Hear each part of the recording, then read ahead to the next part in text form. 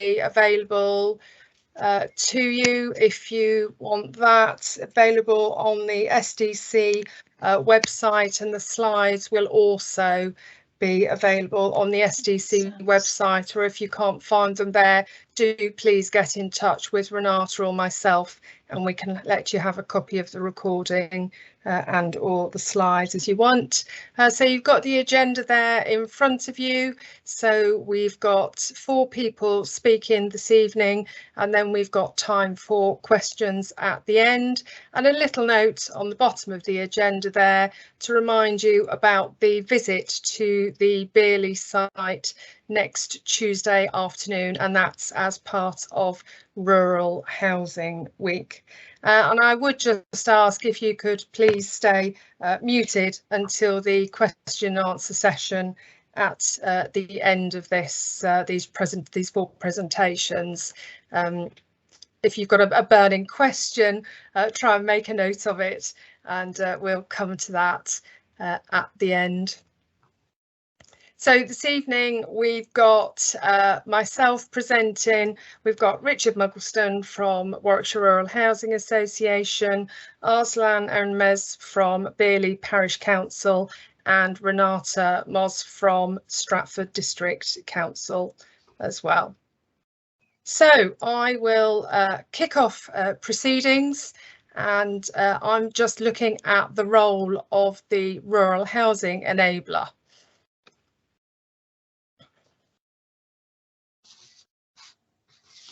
So there we go. Hopefully that's come up and everybody can see that. Yes. Lovely. Oh, somebody's just saying the volume is very low. I don't know if you're able just to increase the volume on your own laptop or whatever system you're using. Okay on mine. It's much lovely. Thank you, Renata. We'll see how we go with that. So we're going to take you on a bit of a journey through rural affordable housing along with the partners that are here with me. Housing is unaffordable in some places and unsuitable in others, and WRCC is very pleased to be able to play a part in ensuring that more people have access to the right home in the right location and at a cost that they can afford. The population is ageing. We know there are more births and deaths, and there are therefore more households, and particularly single older people. Looking at some stats today, in less than 20 years, in 2041, over a quarter of the UK population will be aged over 65 years. That really gives you a bit of food for thought. So the background to the Rural Housing Enabler project, it's been supported by SDC financially since 2003. So next year, Renata, we'll have to think of perhaps coffee and cake, treating ourselves for our 20-year anniversary on that. Many of you know WRCC. We're a county-wide charity, been working since 1937, specifically with rural communities. We're an independent organisation, and that is particularly significant in building trust, building relationships and helping schemes to progress. So what does the RHE do, the Rural Housing Enabler do? Well, it's about helping local communities to assess the local requirements, to see what mechanism might be used to bring forward the local homes, and then finding local locations for those homes. Communities can explore community land trusts, co-housing, housing co-ops, self-build groups or similar to actually bring forward homes in their area. However, in this particular district, parishes tend to tread a very well established route and choose to work with housing associations such as Warwickshire Rural Housing Association to bring forward local homes.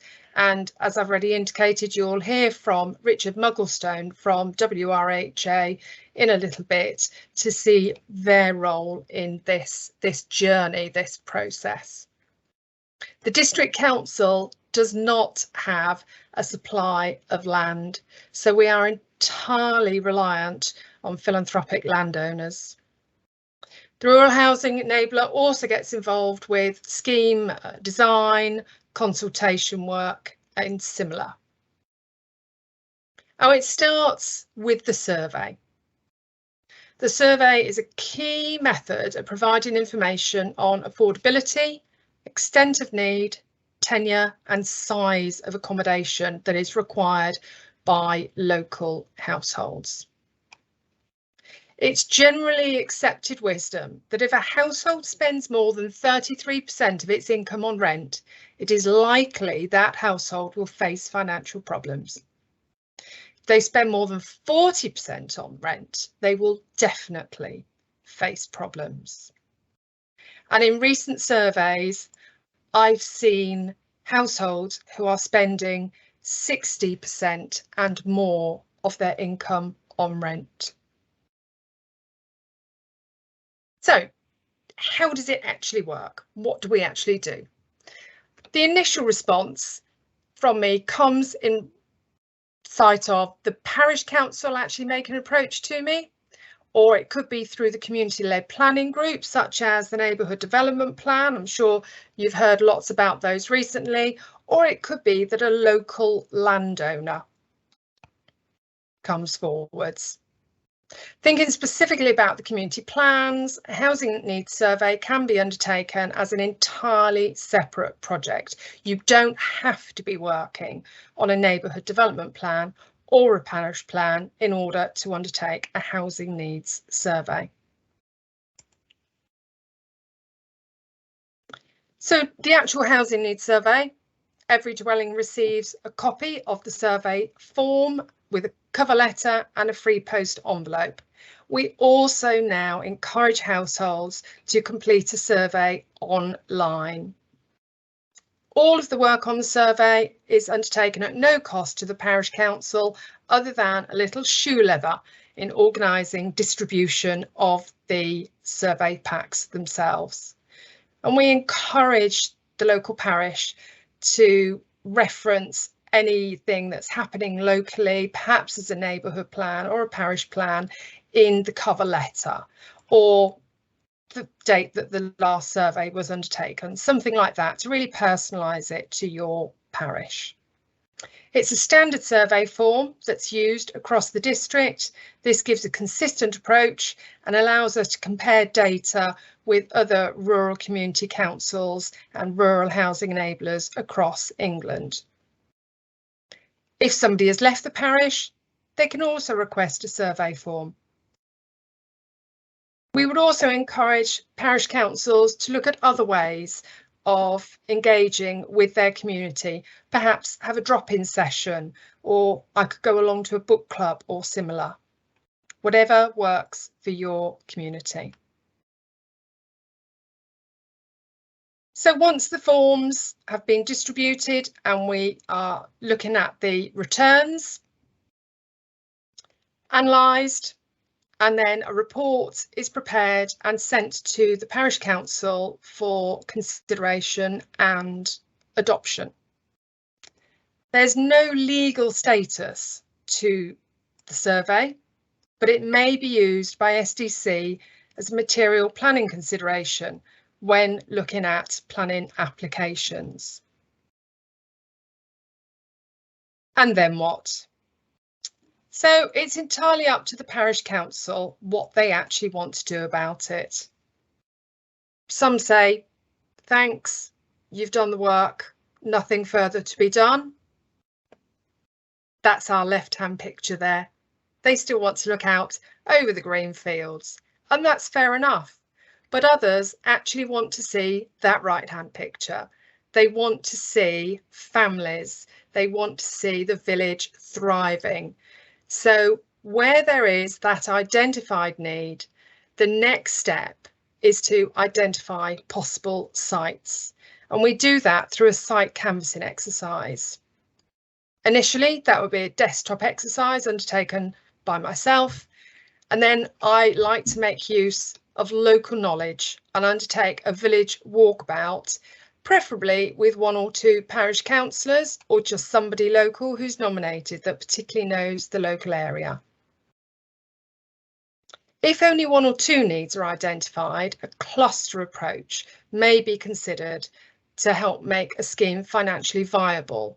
And this happened in Broome back in 2018, where the needs from 3 villages were actually put together to make one scheme. So the sites we're looking for, rural exception sites. So still about identified need, and these rural exception sites, they're small sites. They have to be in or next to the current community. It is about building on a small scale to identified local need. It's about providing housing to meet those local needs in perpetuity. At no stage is it for the housing association, planners or any other partner to dictate what is to be built. We get that information through the survey work. It's community-led development. Community involvement is sought and expected, and the community invests emotionally in this type of development. So once we've got a suitable location, we then get in touch with the housing association, and as I've said, you'll be hearing from them in a few minutes. Finding a suitable location can be a long process. Along the way, we seek advice from partners such as planners, highways, the housing association, and of course the community itself. Consultation is essential throughout the process. We also need to look at SDC's core strategy. Everything we do has to be in compliance with that core strategy, and Renata will give you a bit more information about the policies and the core strategy. But we're always delighted that SDC's policy is to generally support local needs housing where it is supported by the community themselves. So how's it funded? Well, 3 main funders, as you can see there, but most importantly, the parish council doesn't need to find the money. Mixed tenure sites. These have really improved the deliverability, so we look at rent shared ownership and local market homes. The funding situation has changed several times over recent years, and sometimes those local market homes are just needed to help subsidise the schemes to make them financially viable.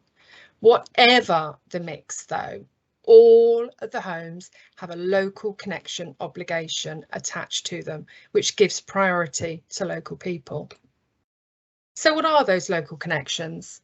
Well, there we are, the 5 local connections, albeit briefly there: born in the parish, live in the parish, work in the parish, have an immediate family within the parish, and previously lived in the parish. If you want more information about the local connection, please do have a look on the Stratford District Council website or speak with Renata or myself. So the 3 C's, these are so important to me: community, consultation and communication. At the end of the day, this is all about local homes for local people. It's not general development. These are older people downsizing within their community, perhaps where they've spent all their lives. These are your sons and daughters returning to live in the very communities where they grew up. Before a planning application is submitted, we would host a public consultation to present the proposed layout of the site, gather the views of the local community and answer questions. And of course, as you would expect, throughout the process, we're in contact with the parish council, providing updates, be that by email or by attending meetings face to face. So here's just a quick list of schemes that we've already undertaken. And Bearley there, bottom right, we're absolutely delighted that it's the latest to be added to the list. As I mentioned earlier on, small scale housing, but you can see there, whether it's Bearley at 7 homes or Shipston at 26 homes, all of those communities were happy with the homes that were brought forward. It all depends upon the identified need and what land is ultimately available. So I'm now going to hand over to Richard Muggleston from Warwickshire Rural Housing Association. Thank you very much, Sarah. I'm going to share my presentation with people now. And starting it. So I presume you can all see the slideshow. If anyone has any problems, then please just shout up, because I can't see anybody now. I'm Richard Mugglestone. I'm the Managing Director at Midlands Rural Housing and the Company Secretary of Warwickshire Rural Housing Association. And we've been invited along tonight just to talk to you from a housing association's perspective, to see how we actually build and then ultimately manage these affordable homes across the beautiful villages of rural Warwickshire. Where our housing association has been around for more than 3 decades now. We were established in 1989 and we've just got the one job. We just try to provide affordable homes in villages across Warwickshire. So we are guided by our board. We are solely focused on Warwickshire and all we deal in is rural housing. So very different to traditional housing associations. And yeah, our unique way of working gives us that niche to just keep focused on the very difficult, to be quite honest, and very labour intensive role of trying to deliver in villages. But it's obviously absolutely vital that we can provide 6, 8, 10 homes to help keep families there, as Sarah has talked about, and give people a base within the village that they have a connection to. And we've got a great track record of it. We've delivered nearly 600 homes across 44 villages at the moment, and that number is growing as we've got a successful pipeline looking to deliver dozens more in the coming years. But it's not, we can't do this alone. Obviously, you've already heard from Sarah about the sort of partnership approach that the Rural Housing Enabler takes, and we continue that on when we're brought in to try and get these homes built. We have to work closely with councillors, be that parish councillors or be that local authority councillors from a district or borough, or even county councillors as well. Where we have committed and informed councillors, then there is political support, there is a great understanding, and crucially there'll be a political will to see these homes delivered, because as we've said, they are needs led, they are supported by the local community. But realistically, where there is that political will, where there are engaged councillors and engaged parish councils, then that is where we're able to get the homes built and share that success with communities. So thank you for giving up your time this evening to learn a little bit more about what we do, because this is how we can make things happen. Sarah's already touched on the site finding through local consultations, so I shan't cover that again. But yeah, there is the partnership approach to funding as well. When we have to borrow to get these homes built, so we'll put some funding into it ourselves, but we also have match funding from local authorities. Stratford District Council are very supportive of the work and realise that if we're going to build these small scale schemes where there is no economies of scale, then there will be some additional funding required if we're trying to go over and above just a normal standard house. And I've got a couple of quick examples to touch on later to illustrate that we're not just building blocks, we are building beautiful houses, and we're now looking towards energy efficiency and helping our residents with cost of living. So we've got some really exemplar schemes out there, but yeah, it does require a patchwork of funding. So it's our money we're putting into it, it's local authority funding where it's available, and crucially there's government funding. So through Homes England we are able to receive government grant to help get these homes built and make them stack up financially. And then the bullet point at the bottom there, it probably should be one at the top, because we have to make sure that we are, even before people start talking about housing, we need to make sure we've got the right conditions to be able to get planning permissions and the right policies are in place. And there are always influencing issues that need to be done at national level, sometimes at local level as well if we're looking at local plans, just making sure that we've still got the tools that we need to get these homes built.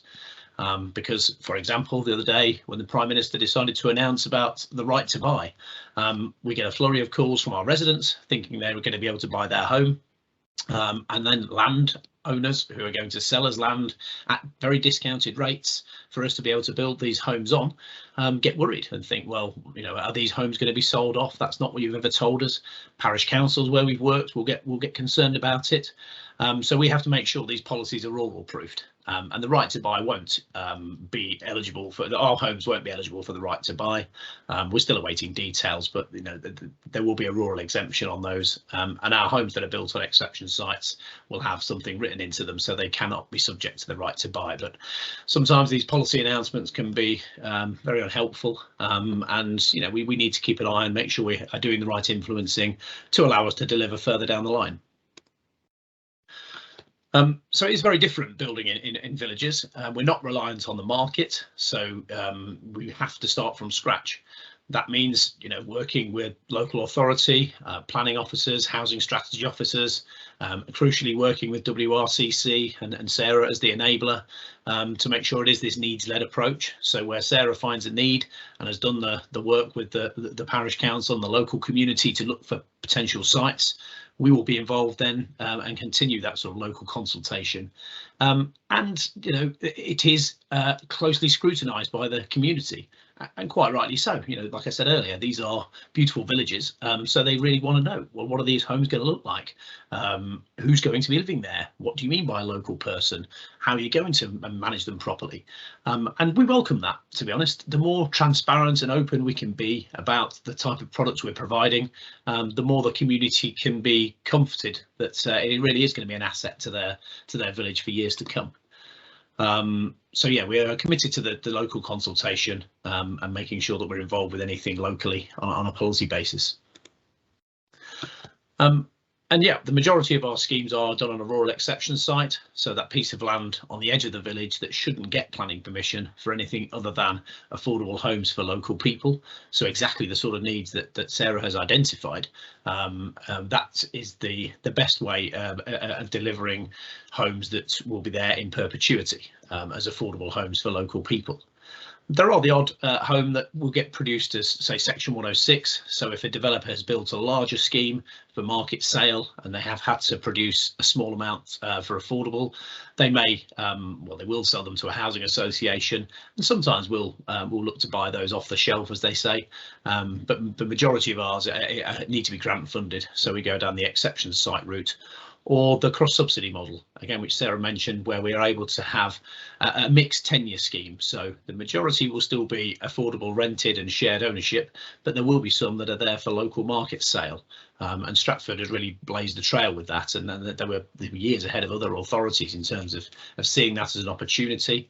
And it really helps with the funding of the schemes, because some of the profits from the market sale homes can go across to help subsidise the affordable units. So again, it's adding to that patchwork of funding and making these schemes stack up financially. There are community-led ways we can do this. We've worked with community land trusts, and we've even a bit further afield, we've got experience in converting existing buildings. So we recognise that every village is different, and every community, every neighbourhood development plan may have something different that they're asking for in terms of housing, and we will look to work with the community and other partners to deliver in any way we can. And we often just focus on the development side of things because that is, you know, hard work, and ultimately you see the homes at the end of it. But clearly that's not the end of the road. That's the start of the job for us as a housing association. And we have a very particular way of managing homes in rural areas. So I'll just put together a slide to illustrate that. It is very labour intensive. You know, with the people who are going to be nominated and going to be allocated these homes need to have that local connection. So we need to work really closely with the local authority to make sure we're getting the right nominations through, to make sure people do have the local connection, and we may have to, you know, even go to the parish council to qualify local connections, and just to make sure we are doing what we said we would do. Again, that community scrutiny continues through the allocations process. Obviously, we can't disclose details, but they will be challenging us, making sure we are doing what we said we would do, and also making sure we're looking after our residents. And if there are any issues on our schemes, they want to make sure we're taking care of them.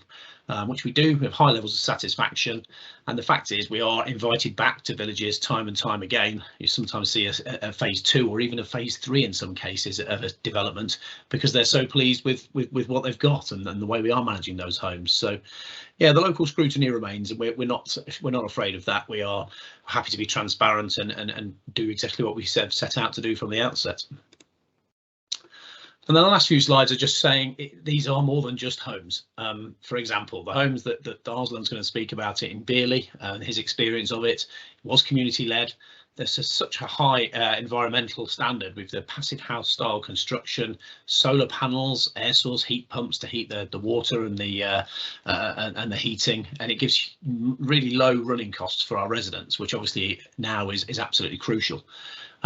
And we even had some sort of innovative building style there with the timber frame construction, which we worked with a social enterprise. So people who had come out of education and weren't in any further education or training or employment were taken on by a social enterprise called New Meaning, who actually trained them on the site to help build these homes. So they're getting qualification, they're getting on the job learning, and we were able to weave that into the construction of these homes. So yeah, not just homes. These are highly energy efficient, and every one of our schemes probably has some sort of additionality.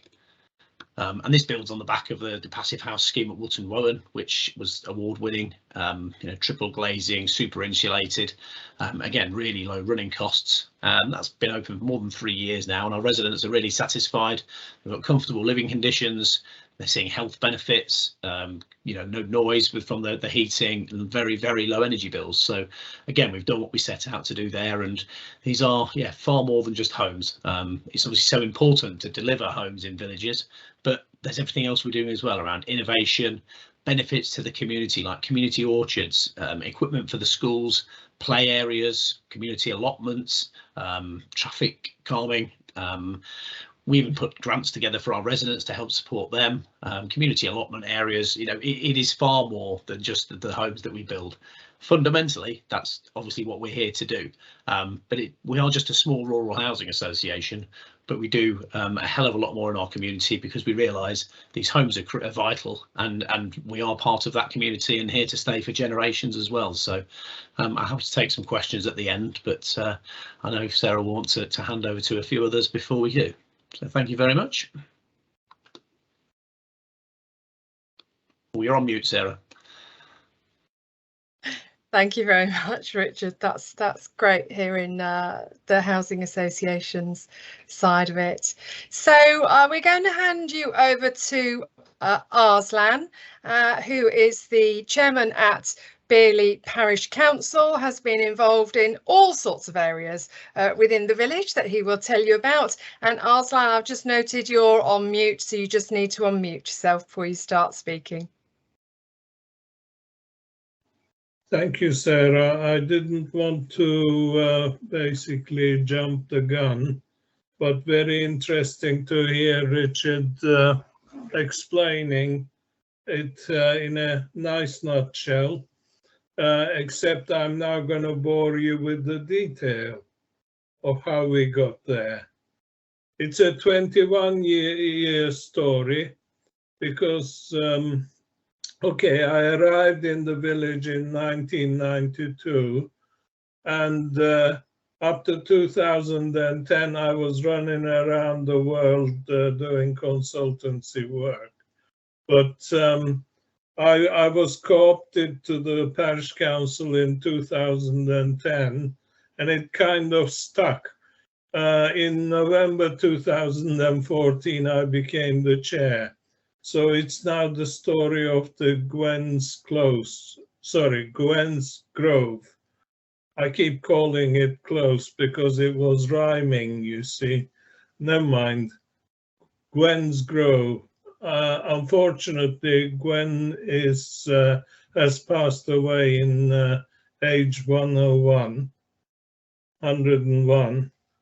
but she saw with her own eyes these new houses being built.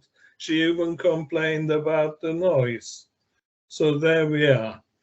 Anyway, the root of the identification of the need started in the millennium with a village appraisal, like a village plan. That's what they were called in those days. And 300 questionnaires, 50% return, identified need for 5 affordable houses, rented to enable residents who wish to stay in Bearley to maintain a social balance. That's what the document said. Anyway, the appraisal was followed by a housing needs survey, which the Parish Council commissioned with WRHA, and no, WRCC, sorry, I should get my acronyms right. And again, there was confirmation that the need was there, and in fact, if anything, it had increased.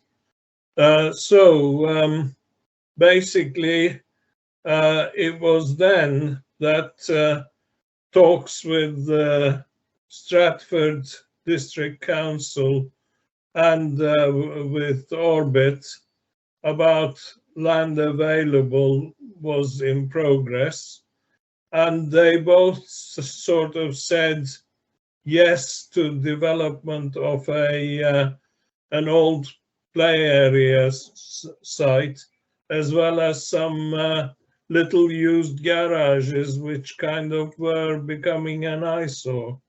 So we now had a condition from Stratford District Council was that if we were closing a play area, we had to get another one.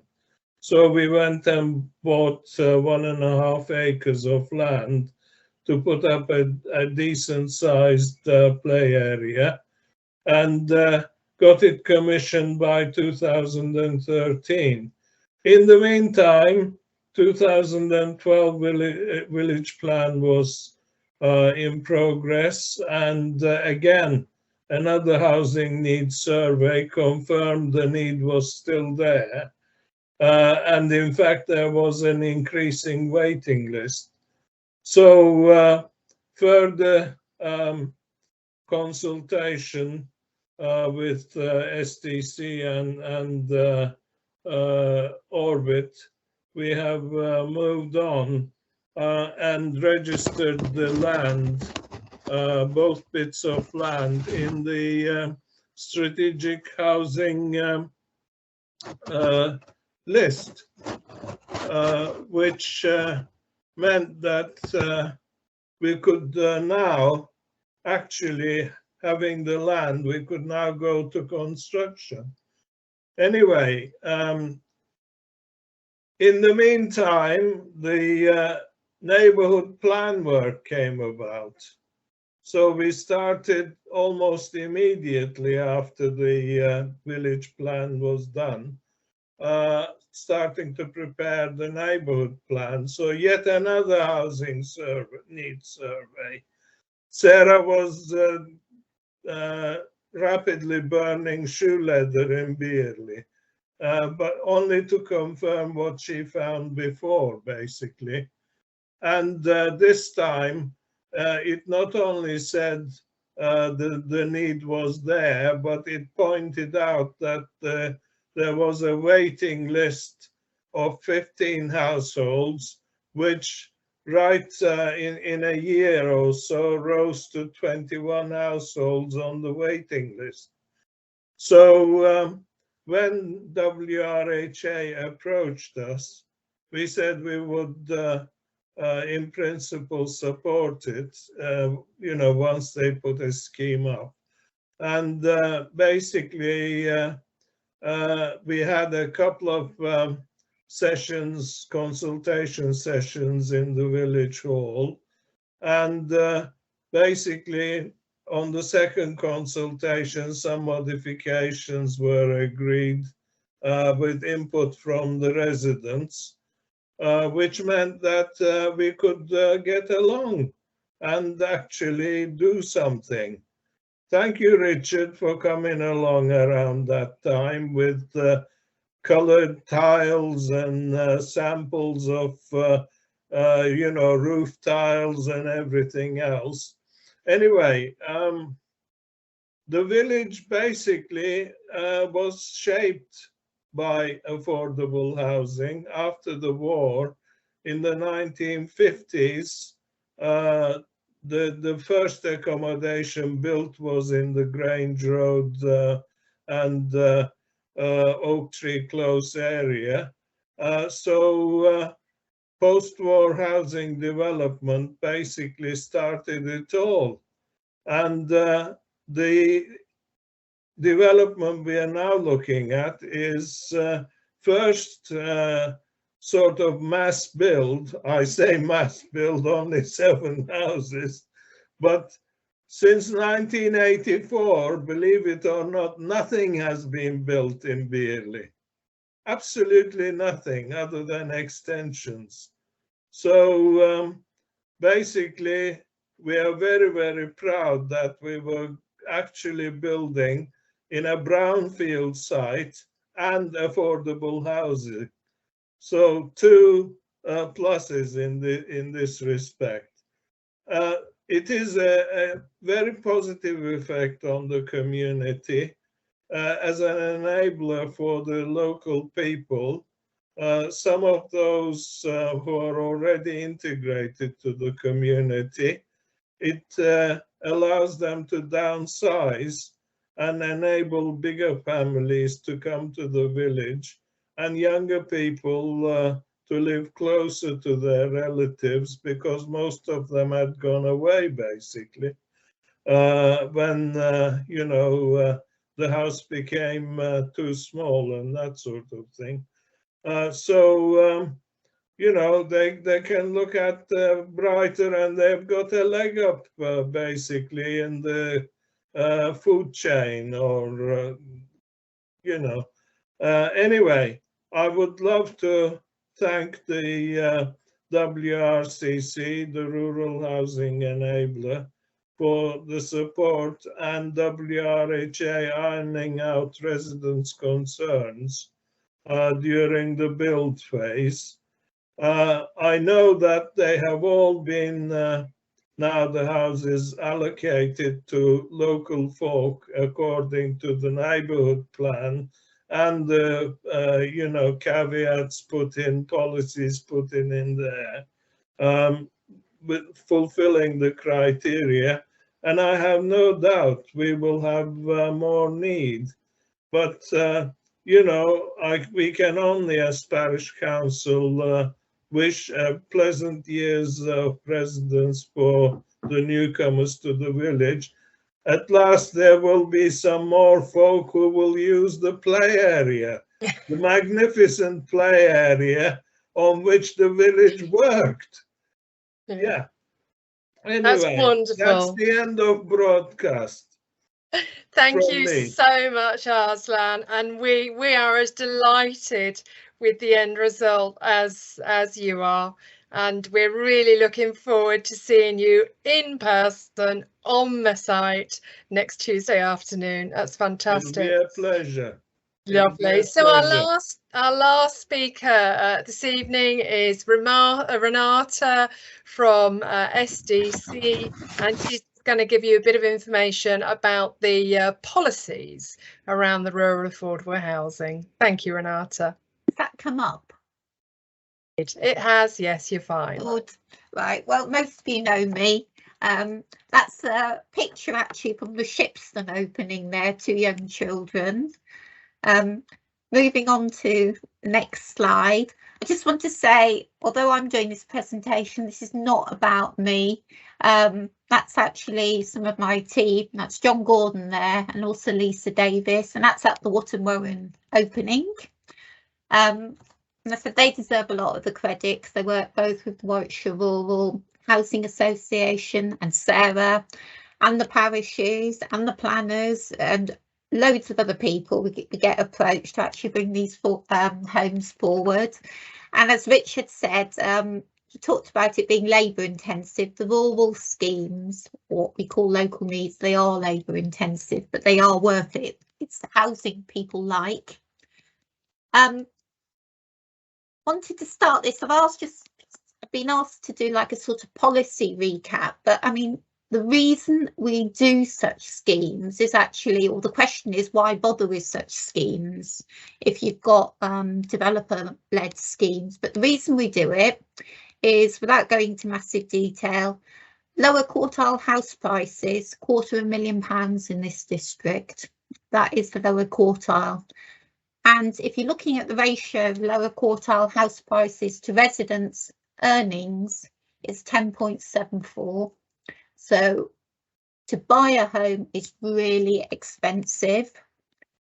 And to rent, it's much the same story, possibly even worse on the monthly rate. So lower quartile rents per calendar month in this district, £725 per calendar month.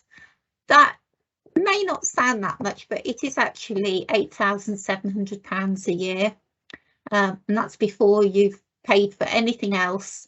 And the other important point is, these are figures for the district. And we do know that lower quartile rents are considerably higher in some parts of the district. What I'm trying to say is that the lower quartile rents are not evenly distributed across the district. So going on to the policy, and this is a recap. We put this at the end because we just wanted to recap on the policy, which all the other speakers have talked about today. So we're talking local needs housing, housing for local people. You will hear it referred to as local choice housing because that was the term used in the previous local plan. We've had this policy or similar policy for years, but a lot of communities still call it local choice. It is basically the same thing. To emphasise what we've been talking about, it's community-led, and I've put as defined in the core strategy.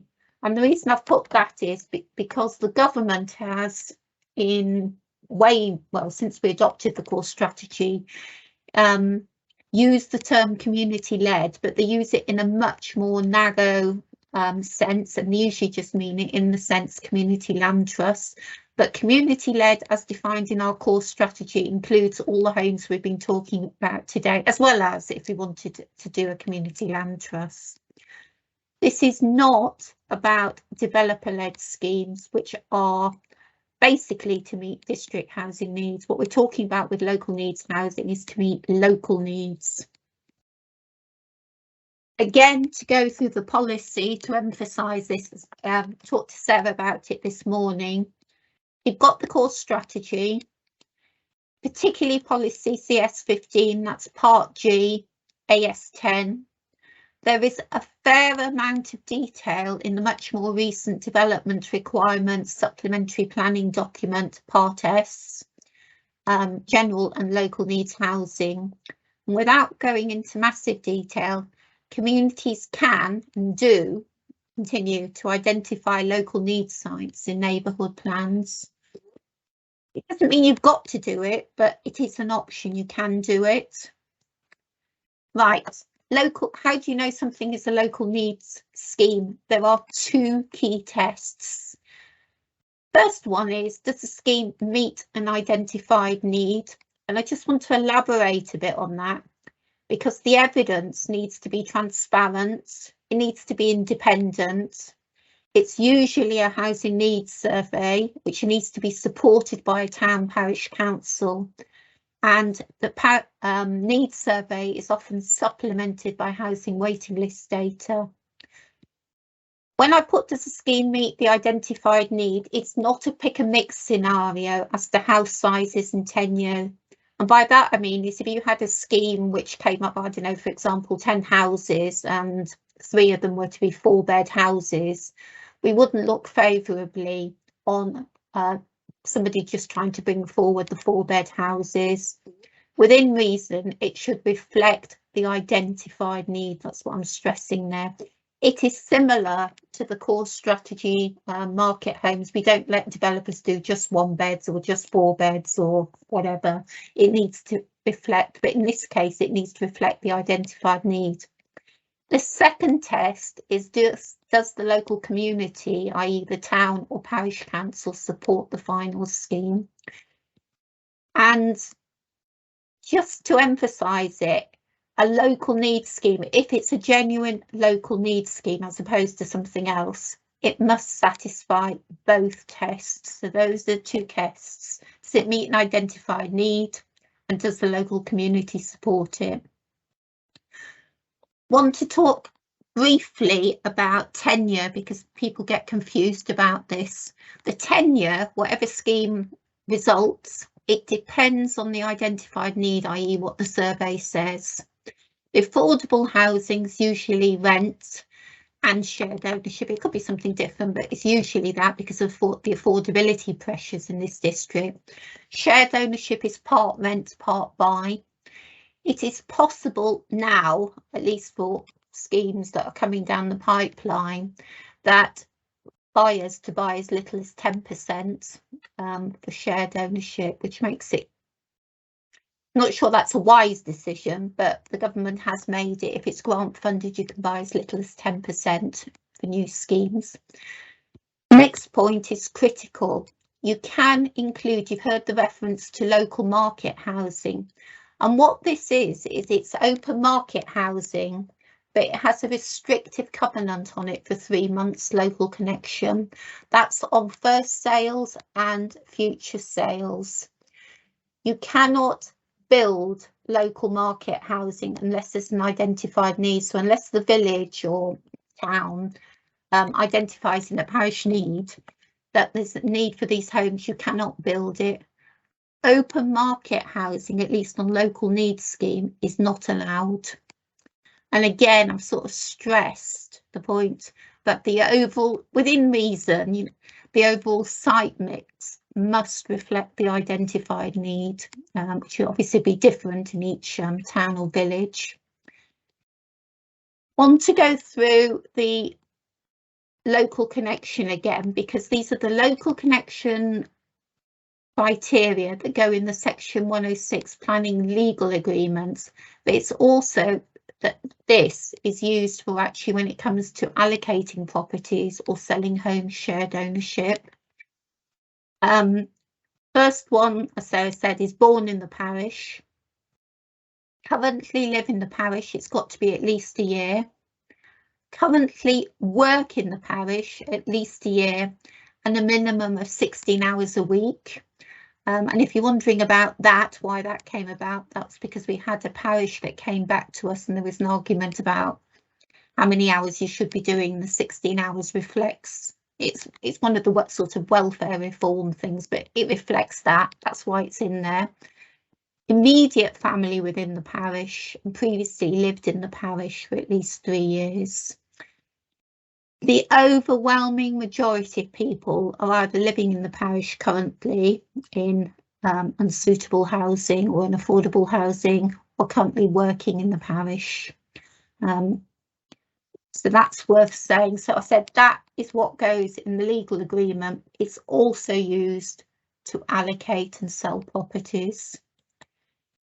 Just want to say, because it's something parish councils ask us quite a bit about, there is a cascade in the section 106 agreement.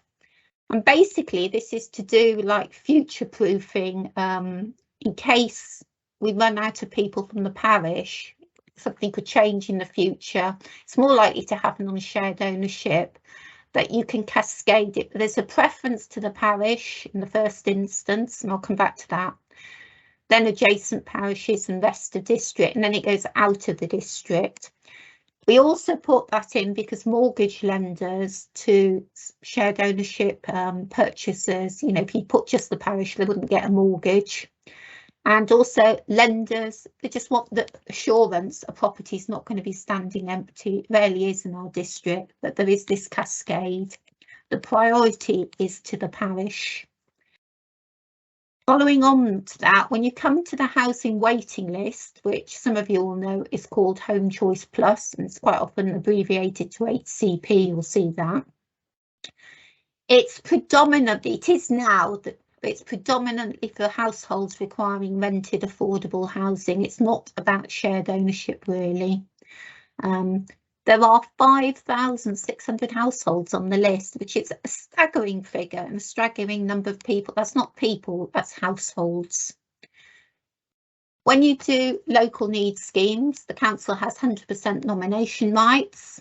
And talking about rented here, there's an online application form, housing options team. They check whether a household is eligible, and that's to do with both immigration status and also for British citizens, how long they've actually lived in this country. It's quite complicated, but you have to do it. And then if they are eligible, the application is processed. A banding is awarded for housing need, and I'll come back to that. And parish connection is recorded, and I'll come back to that on the next slide. What happens is people bid for properties when the homes are built, people bid for them online.